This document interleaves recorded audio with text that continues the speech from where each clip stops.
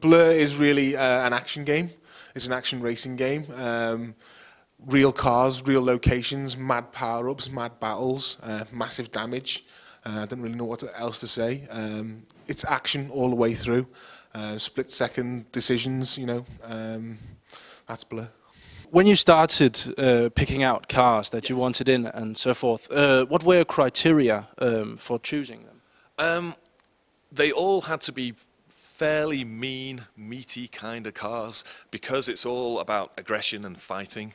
You know, a super sleek supercar probably wouldn't have fitted. Whereas something like the Koenigsegg, that's a supercar, but it's angular and it's aggressive and it's mean, right? It's still a pretty mean-looking car. Or the Lotus, you know, it's a lightweight supercar, but it's pretty aggressive looking. We then started looking at different car cultures. So we looked at sort of tuner cultures. We looked at this concept of smooth, which is where people debadge everything and take everything off. We've got some cars that look like that. There's the rat culture, which is in the States, which is where you have a really crappy looking car, but then you make it really super fast in secret. So we looked at different car cultures and added those as well. And then finally, we wanted to make sure that each of these cars had different attributes on track. So the big Bowler Nemesis, very strong, very hard to beat, or the big Land Rover, very hard to take down, but quite slow. Versus other cars which are quicker but don't have the health which the other cars have got. The reason why we've got, you know, we've mixed the real world with the fantastical world of the power-ups is simply because we love the real world. It's what we do really well.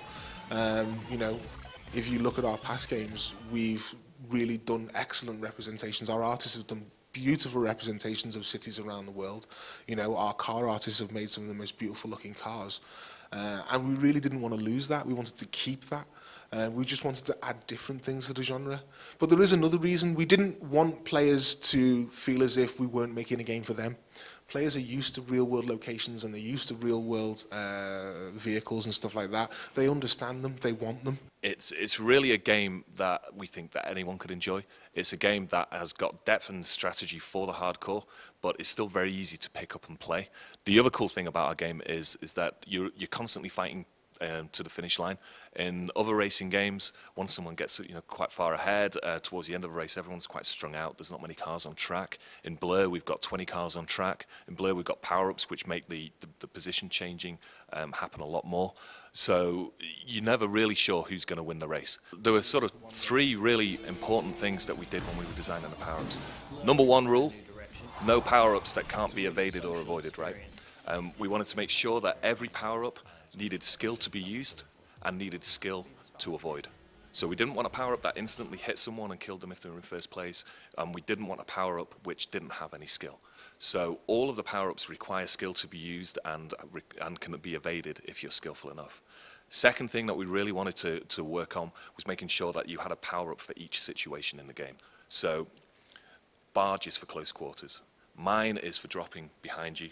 Bolt is a triple shot that you can use repeatedly. Shunt is for homing in on people that are a long way off, and then shock is for way in front in first place.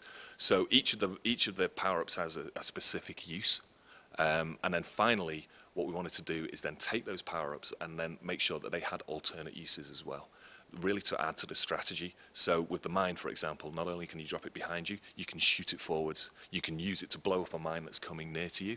You can use shunt to fire backwards if someone's coming near you.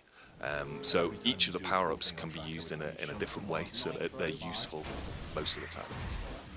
You know, there's been a lot of talk about games out on the market which are arcade and which may or may not have inspired Blur. And I'm sure that, you know, internally in people's minds, a lot of the games did, but we never really set out to make a real-world Mario Kart or, you know, beat Burnout or something like that. That really wasn't in our plans. What we wanted to do was kind of keep the realism of the cities, but kind of retune them and rebalance them and remake them so that they work with 20 cars. We wanted to keep our cars and car handling because people love that from the past games, and we just really haven't dumbed that down at all. You know, that's still there. But we wanted to add something extra. We wanted to add, like, you know, 10 decisions every second. You know, we wanted that sort of gameplay. We didn't kind of want the more traditional, slow, racing, perfect line type stuff. We wanted something which was fast, breakneck action, you know, and that was really what made us make those decisions rather than any particular game. Why did you choose in Blur to have such a strong emphasis on these social networking sites like Twitter and so on?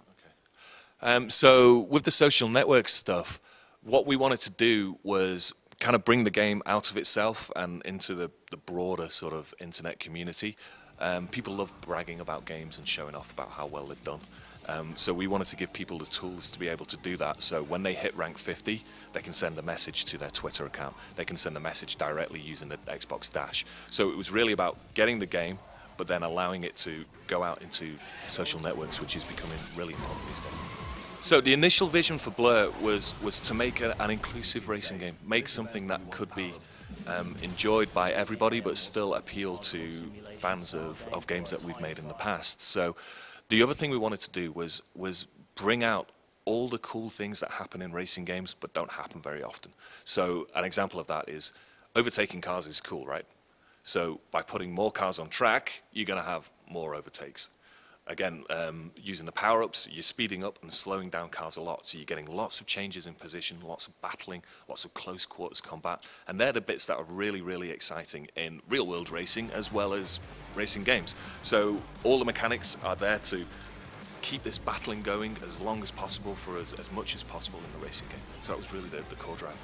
I think Blur is really all about, you know, fast action, you know, and action really is the key word. It's a fight, it's a battle, you know, it's a fight to the finish line, and that's what we really want players to take out of it. It's not some humdrum traditional racer where people you know, are stuck in third place and can't get to the lead. You've always got something to do. You've always got something that you can potentially use to help you win. That's what we want players to take out of Blur, and that's what we want players to do. That's what we're trying to achieve.